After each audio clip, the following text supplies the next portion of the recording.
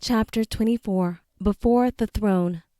Outside time. Location: Department of Progressions. Heaven's Realm. Third Dimension. Enoch sat, unable to wrench his gaze from I-1704. He watched as Medici and Sabasi were rushing into the chamber room at El Tava, trying to aid Tafara and Nema, who lay in a heap on the floor. Enoch saw Methuselah hovering over them, gently explaining what happened to Nema's mother Zillah and her brother Tubal-Cain. Father Lamech argued with Captain Samjaza and Azazel, who had partially recovered from their wounds. The entire city of Nod settled by Nema's second death. Another divine woman was birthing a childling. The people wanted answers. Meanwhile, the Nephilim ate everything.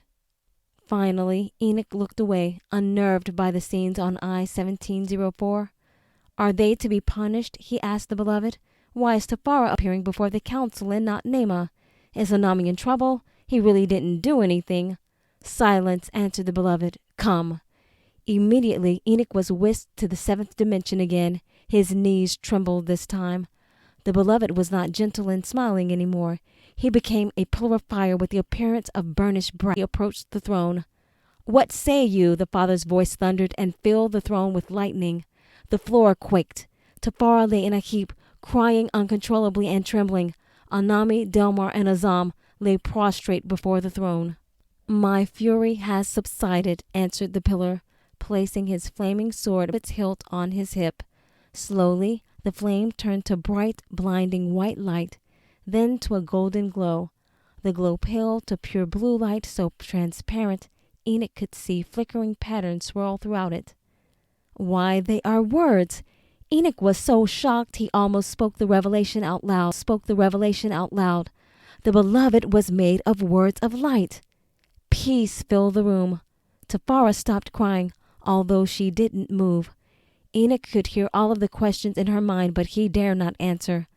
The Word walked to the right side of the Ancient One and sat on his throne. The progression had been restored. Appear, said the Word. Immediately, Enoch, Anami, Delmar, Azam, and Tafara were whisked to the feet of the Word. What do you have to say for yourself?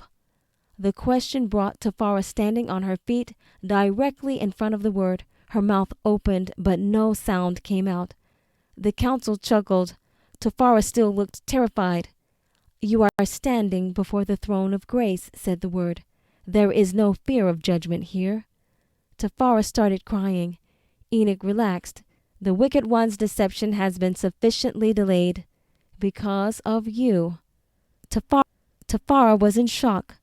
Still her mouth opened, but no words came out. More laughter came, from the Father this time. The chamber filled with laughter from the council. Don't you be fooling us now with the silent treatment, said the beloved, imitating Tafara's speech perfectly. She is quite the saucy knot, said the one mind. Now she knows how to get a point across. She does indeed, answered the Father. He turned to the Word and spoke. She is every bit the daughter I always wanted. Will there be many more like her? Tafara looked up and gazed in awe at the one on the throne. Something of voice was familiar. Hidden Father, she whispered. Yes, daughter, I am. Her face filled with joy. Love cascaded through her entire being, and light from the Father, the Beloved, and the One Mind cascaded down from the top of her head to the tips of her toes. Yes, Father, there shall be many more like this one. He smiled at Tafara and continued, and like that one too, he said, pointing at Enoch. Each one of a kind. Good, said the Father, and with that word the beloved turned pure pale blue. Symbols swirled through his frame once more. The council nodded in agreement. The Word rose from his throne and approached the girl. He pulled the sword from his hip and held it out. You like these, don't you? Tafara nodded profusely. This is yours. He placed the sword in her outstretched hands. Loved my will more than your life. Tafara was crying again now. You are sent as a witness of this place, said the beloved. Tell Father Adam and Mother Eve and all those in paradise of Sheol, when the seed comes and the victory is won, you will return and fight for me. The council Selah. As for you, said the beloved in a more serious tone, approach. Onami, Delmar, and Azam appeared instantly at the beloved's feet. Onami slowly opened his eyes and raised his head. He breathed a sigh of relief. He too was at the throne of grace. Because you followed your heart, you accessed the wisdom that goes beyond understanding and prepared this daughter to fulfill her destiny. You are commanded to train this woman for the battle. Onami quickly suppressed his grin and the shout for joy, but not before the council broke out in peals of laughter again. I do admire enthusiasm, said the father. Indeed, answered the one mind. It is what makes life grand, is it not? I propose that he continues the training as needed in between supervising his company on Adama and his patrol in the second heavens. Onami's eyes widened. His wings stood out in resplendent beauty. Every color of the rainbow emanated from his being. Does this mean I hereby promote Captain Onami of the Alpha Company to power with all the rights and privileges of that station? Onami bowed. Streams of light flushed his face. As for you, with a stern tone, appear. Like the two people before him, Delmar appeared at the feet of the beloved. He prepared himself to hear what he expected and spoke. Lord, thank you for your grace. I am pleased to continue to serve under Captain Onami.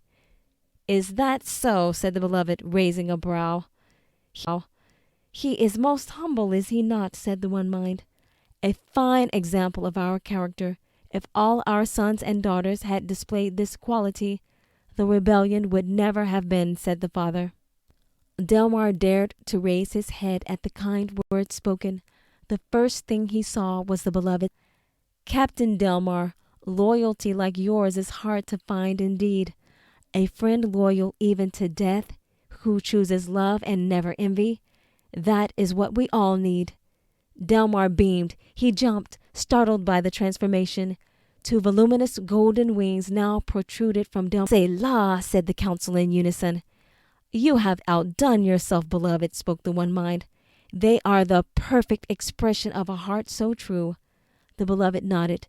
Thank you. Captain Delmar will need them to fulfill his commission on Adama and as a power in the second heaven as well. I propose that Captain Onami and Captain Delmar patrol Sector Ta near the Orion cluster together. Together they will demonstrate the passion, wisdom, and loyalty I expect from the host in my army. Delmar bowed deeply. Thank you, my lord. And last, Captain Azam, said the beloved, appear. Captain Azam stood at attention at the beloved's feet. The beloved rose from his throne and approached the only guardian gleaming with such a deep blue light, it appeared black. As the beloved walked towards Azam, he transformed again, this time into a fierce warrior in full battle gear, complete with swords, shield, dagger, breastplate, and a numerous assortment of weapons. As Lord of Hosts, said the beloved, I pronounce you as one who prevails against evil. You have fought the wicked one twice. The beloved swung his sword swift and strong at Azam. Azam immediately parried the strong blow with one of his own, as was the tradition for an officer advancing to general. Azam held his ground until the beloved spoke again. You have saved many a son with your foresight and resolve, said the Lord of Hosts, directly to the seven spirits for training. Azam dropped his sword immediately and prostrated himself. My lord, said Azam simply. The beloved nodded as General Michael appeared in the chamber with the seven spirits, ready to receive their new recruit. Enoch watched everything transpire and felt the telltale signs of weakness in his knees. He thought, I will be needing many adjustments indeed after this display. An array of colors flew from Enoch's head and bounced around the throne room, ricocheting off the walls. The beloved laughed. Father, I propose that we obtain another in the fashion of this man to help with the correction of progression 1704. Agreed, said the father, imitating the diction of the girl Tafara perfectly. This work be too taxing for the young one. The throne room filled once more with laughter. Even Enoch laughed at himself, glad to be part of the joy until he lapsed. The beloved held up a hand. The two flames appeared and scooped up the young one from the floor. "Tisk, tisk, tisk," said the violet flame, shaking his head. "Doesn't the man know better than to laugh himself silly?" "Indeed," answered the blue flame, "it is one thing to be prepared for strength. That is simple. But to prepare oneself for joy, well, that is something altogether other." The violet flame said, "Speaking of other, the beloved did promise that many more of these will come. Do you think they will be able to handle this much joy?" "Well," said the blue flame, "they will have to be. You know very well his word never returns void."